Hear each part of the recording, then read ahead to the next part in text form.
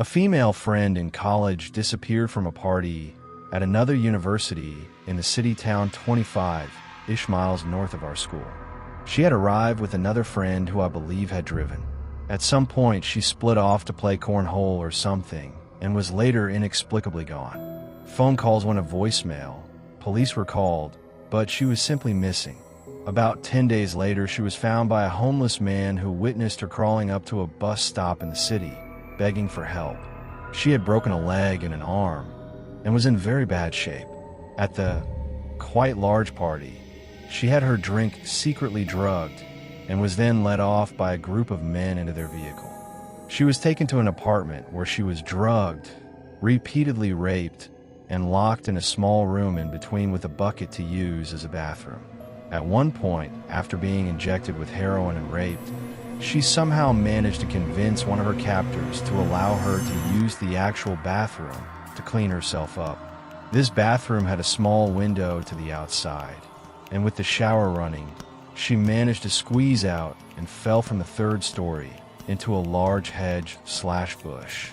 From there, she crawled from the apartment complex to the road and bus stop, where the homeless man saw her and called police. Many cars stopped upon seeing her, making her captives unable to recapture her. 3 men were later arrested for the crime after surveillance cameras allowed police to locate the apartment which she jumped from. She returned to our university almost 2 years later, graduated, and became a nurse. She was obviously traumatized, never partied again, carried a gun everywhere she could, and somehow moved on with life. It was a terrifying tale none of us ever forgot. She was an 18-year-old freshman when the incident happened. I used to run the boilers in a DOE building. Apparently, at some point in the 80s, 3 people were murdered over involvement in a big VCR theft. VCRs meant for the school system had apparently been stolen out of this warehouse. It was an inside job. Something went wrong. The head custodian was found shot to death, and later the bodies of the other 2 were reported buried in Monticello. But word is, they had first been incinerated. In the boilers I was in charge of operating and maintaining. There were 3 operational boilers, and one that wasn't in service. No clue which one was supposedly used. But when you're firing them up, you're typically the only person in the building. Not a single day went by that I fired them up and didn't wonder which one was used. But that wasn't what gave me the real heebie-jeebies. You have to clean the interior of these boilers really well. Otherwise, the fire won't transfer heat to the water very efficiently, especially with 6 oil. These boilers would build up a lot of soot. You have to suit up in a Tyvek suit, wear a mask, and climb right into the firebox.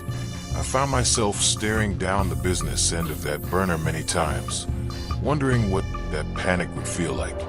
I'm reasonably sure these people were dead before getting put in the boiler, though. Once, I was actually in one boiler while another one was running. The valve that isolated my boiler from the main steam line wasn't holding, and by the time I realized how warm it was getting, it was enough to panic. Trying to lift myself up and belly crawl through the small opening. The metal was almost too hot to keep my hands on for long. Definitely creepy experience, considering the history of that boiler room. Years ago, when I was 8, my family lived in this big, weird house, kind of on the edge of a small town.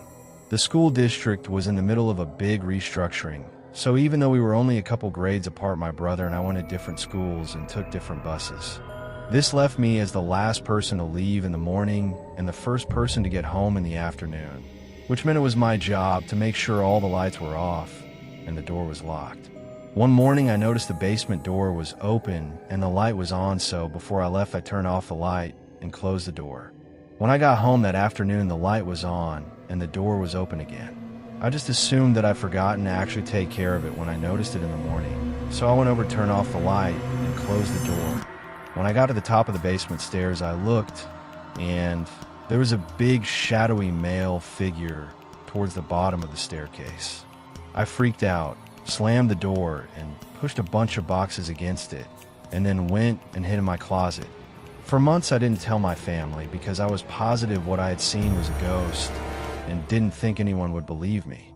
Then about a year after that incident, my mom and her boyfriend realized that small amounts of money had been going missing for months, totaling around $800 to $900, but never more than $60 at once. So we all walked around the house with flashlights, trying to figure out how they could have gotten in.